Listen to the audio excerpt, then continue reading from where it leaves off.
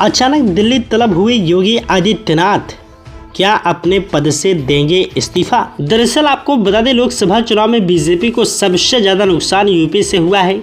10 वर्षों में पहली बार यूपी में पार्टी ने इतना खराब प्रदर्शन किया है और सपा के बाद टैली के लिहाज से वो दूसरे नंबर पर पहुंच गई है। भाजपा को जहां अपने दम पर 33, वहीं सपा को 37 सीटें मिली हैं। सपा ने लोकसभा चुनाव में अब तक का सर्वश्रेष्ठ प्रदर्शन किया है। इसके बाद से ही सूबे की सियासत में बीजेपी के अंदर खाने खलबली मच गई है। दरअसल बीजेपी के कमजोर प्रदर्शन की जिम्मेदारी कौन लेगा, ये सबसे बड़ा सवाल खड़ा हुआ है।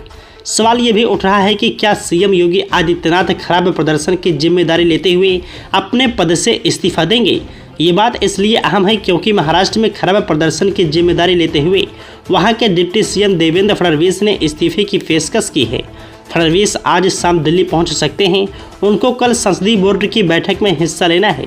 उनकी बीजेपी आला कमान से खुद को महाराष्ट्र सरकार से बाहर रखने की अपील के बाद बड़े नेताओं से मुलाकात बेहद अहम मानी जा रही है। इसी तरह सीएम योगी आदित्यनाथ भी आज शाम दिल्ली पहुंच रहे हैं।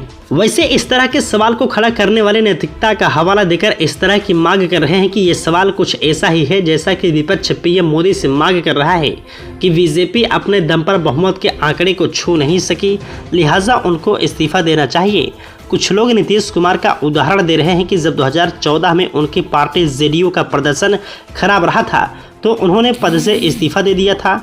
लेकिन इस तरह की मांगों के बीच जमीनी हकीकत को भी समझने की जरूरत है। सूत्रों का कहना है कि यूपी में भीतरघात के कारण बीजेपी हारी है। इस संबंध में राज्य इकाई रिपोर्ट तैयार करेगी और भाजपा आला कमान इस पर एक्शन लेगा। सिर्फ इतना ही नहीं, उत्तर प्रदेश संगठन में बदलाव तय माने जा रहे हैं।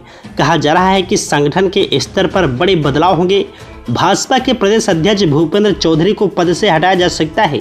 इसी तरह उम्मीद के मुताबिक प्रदर्शन न कर पाने वाले क्षेत्रीय अध्यक्ष से लेकर जिला और महानगर अध्यक्ष तक पर गाज गिर सकती है। अगले महीने की 15 तारीख से पहले संगठन में बदलाव हो सकता है। राजनीतिक विश्लेषकों के मुताबिक बीजेपी की हार का सबसे बड़ा कारण यह रहा है कि बीजेपी टिकट बंटवारे में ठीक से संतुलन नहीं कर पाई। पार्टी ने यूपी के 75 सीटों पर अकेले दम पर चुनाव लड़ा। इनमें से 16 ब्राह्मण, 13 ठाकुर उम्मीदवारों को टिकट दिया गया। इनमें से केवल 8 से 6 ही जीते। इसके विपरीत सपा ने परंपरागत मुसलमान यादव वोट बैंक की तुलना में पिछड़ा दलित अल्पसंख्यक पीडीए पर फोकस करते हुए अपने 62 प्रत्याशियों में से 57 गैर यादव उम्मीदवारों को मैदान में उतारा। अखिलेश यादव ने यादव जात के केवल 5 लोगों को टिकट दिया। ये सभी उन्हीं के परिवार के सदस्य हैं।